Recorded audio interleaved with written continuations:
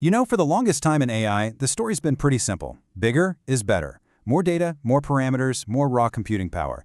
But what if the real path to smarter AI isn't about getting bigger, but about getting, well, cleverer? Today we're going to dig into a fascinating new paper that shows how a pretty small AI learned to reason better than a model almost 50 times its size. Okay, let's get right into it. And look, this isn't coming from some tiny unknown lab. This breakthrough is straight from Microsoft Research, one of the biggest players in the game.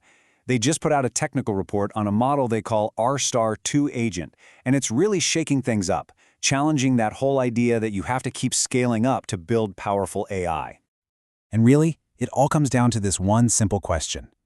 When you've got a super tough problem in front of you, what's the best way to go? Do you just throw more time at it, grinding through every single possible step? Or do you find a more elegant, a smarter path to the solution? So for years, the go-to answer in AI was basically to think longer. This is a technique called chain of thought, where you have a massive model just churn out this long step-by-step reasoning process. And as you can see from this purple line, which represents a monster 671 billion parameter model, and you can think of parameters as all the little knobs and dials that tune the model's brain, progress is pretty slow. It takes thousands of training steps just to nudge that accuracy up. Okay, but now check this out. This green line, that's Microsoft's new model. And it's way, way smaller, only 14 billion parameters. I mean, just look at that curve. It shoots up, learning dramatically faster and hitting a higher accuracy in just a tiny fraction of the training time. This is the perfect picture of that shift from thinking longer to thinking smarter. The question is, how on earth did they pull this off? All right, so to really get what makes this so special, we first have to talk about the problem they were trying to solve. Let's break down why that old method of just thinking longer doesn't always cut it. Okay, so the real key here is understanding the difference between these two ways of thinking.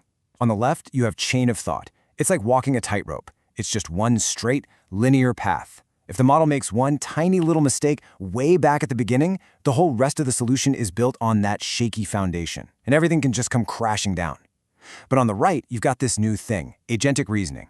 And this is totally different. It's more like a scientist working in a lab.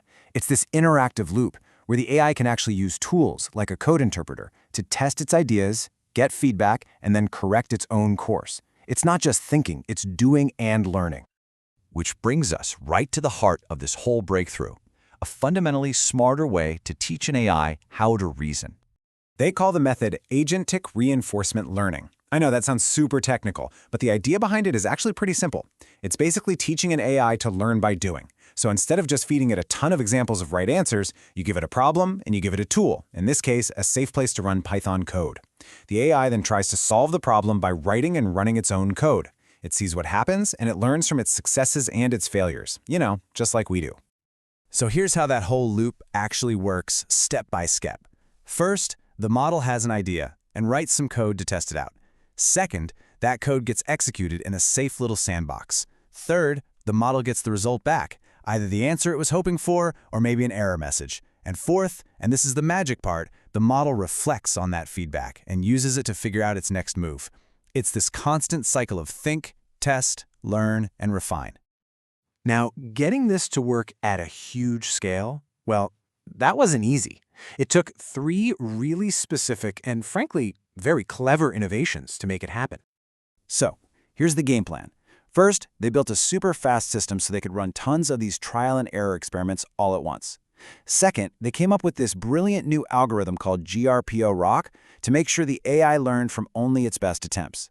And third, they figured out a really efficient way to train it all to keep costs down. But the real secret sauce, the thing we're going to focus on, is that second one. So, here's where things get really interesting, because they ran into a huge challenge. See, an AI could write some really messy, inefficient, or even slightly wrong code that just by pure luck spit out the right final answer. And if you only reward that final answer, you're accidentally teaching the AI some really bad habits. The researchers call this environment noise, and trust me, it's a massive headache. And this isn't just some abstract idea. You can see it right here in the data. Look at that purple line. Using a standard training method, the number of errors the AI makes in its code goes down for a bit, but then it just hits a wall. It plateaus. The model stops getting better at writing clean, effective code because it keeps getting rewarded for its bad habits. So to fix this, they came up with a solution, It's got a mouthful of a name, GRPO-RoC, but the idea behind it is just brilliant. They call it Resample-on-Correct. Think of it like a really strict quality inspector. The system lets the AI generate a whole bunch of possible solutions, but then it goes through and throws out any right answers that were found using messy or buggy code. This forces the model to learn only from the most elegant, efficient, high-quality solutions. So it's not just learning the right answer, it's learning the best way to find it. So, the big question is, did it work? Did this whole smarter, quality-first approach actually pay off? Well, the results are, to put it mildly, absolutely stunning. Okay, let's bring back that first graph because this is the big reveal. In just 510 training steps, which is ridiculously fast, the 14 billion parameter rStar2-Agent, trained with the smart filtering method, just completely blew past the performance of that massive 671 billion parameter model. This is David versus Goliath, except David has a supercomputer for a slingshot. Let's just look at the cold hard numbers from a math competition benchmark called IME. Their little 14 billion parameter model gets an 80.6% accuracy. The much larger DeepSeek models, they top out below that. It's not just faster to train, it's actually better. A smaller model with superior performance. And if you need one more nail in the coffin for that whole thinking longer idea, here it is. The smarter model, it gives shorter answers. On average, its whole thought process took about 9,300 tokens. Think of those like words. The bigger model needed over 14,000. So it's not just more accurate, it's more concise and efficient in how it thinks. Okay, so let's zoom out. What does all of this actually mean for the future of AI? What's the big picture here?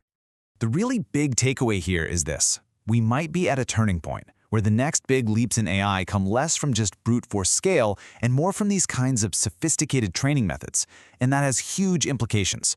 Smarter, more efficient training means less computing cost, which could make powerful AI more accessible for everyone.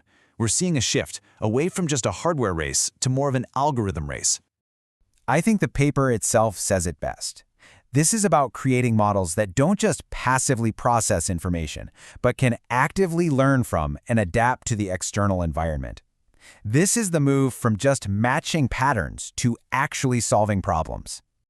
And that just leaves us with one last kind of mind-bending thought. With this research, they've basically given an AI a really powerful calculator and taught it how to use it with incredible skill. But what comes next? What happens when we apply these same ideas and give an AI not just a calculator, but a whole suite of scientific tools, an entire virtual laboratory to play with? The potential there is just staggering to think about.